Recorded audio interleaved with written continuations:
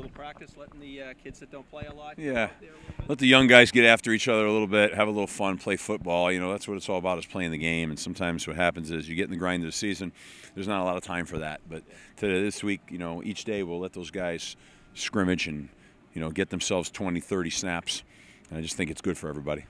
Do you have time now to go all the way back to Northern Illinois and kind of see where you've come from? And yeah, I mean, I think, you know, we try to take an assessment of where we are in terms of, you know, self-scout, and take advantage of the bye week. There's always a few things you look at in the bye week, right? Number one, to get healthy. Number two,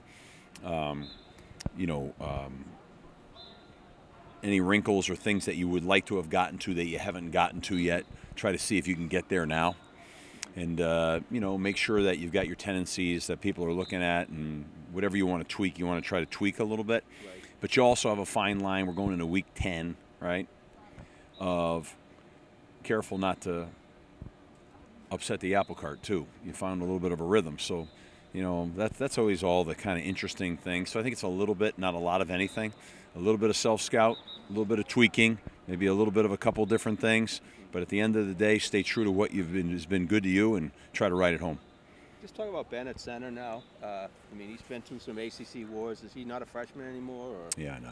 I mean, he's beyond all that now. Yeah. I mean, you know, you're still a young guy, but I mean, you're certainly through the early first couple games he had, where it was like a whole new world.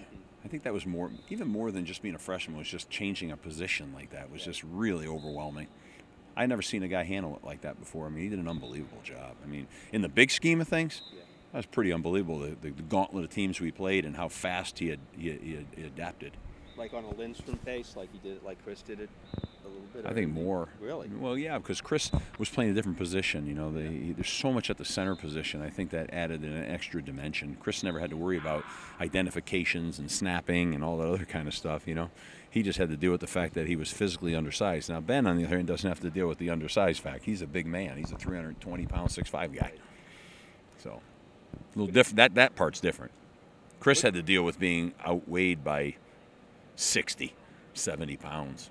What's the toughest part of center? Is it pass protection or blocking? I mean, I think the toughest part of center is all the mental piece of it. You know, the identifications, you know, that's the apex of the offense. They set the protection calls, the identifications of the zones and gaps, and there's a lot that goes to a center.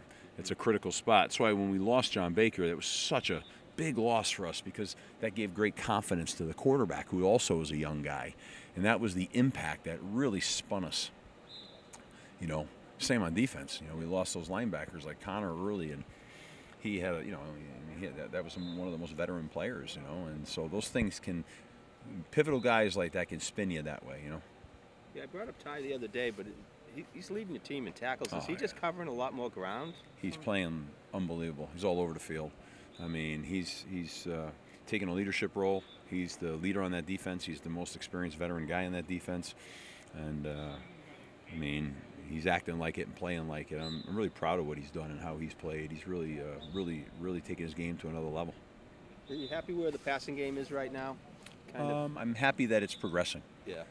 We still got a ways to go. We still drop some balls and miss some opportunities, but it's certainly growing and getting better, without a doubt. But it's got to continue to do that. Like today, that was one of our emphasis, was to get out here today and throw and catch, because that's, you know, you can get out of whack with that really quickly. You got to throw and catch every day, you know. So like we had to get out here and throw and catch. That's what we did a lot of.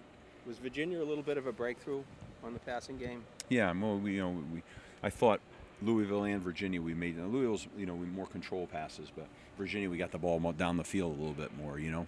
And I think everything for us is every day and every week is a little bit of growth and breakthrough. It's kind of what we're doing, and it's not to say that along the way that, you know, when you hope you don't have a flat week, you know. I don't mean flat emotionally, or maybe it is, but you know, sometimes we got guys at critical positions right now that have to continue to handle the grind.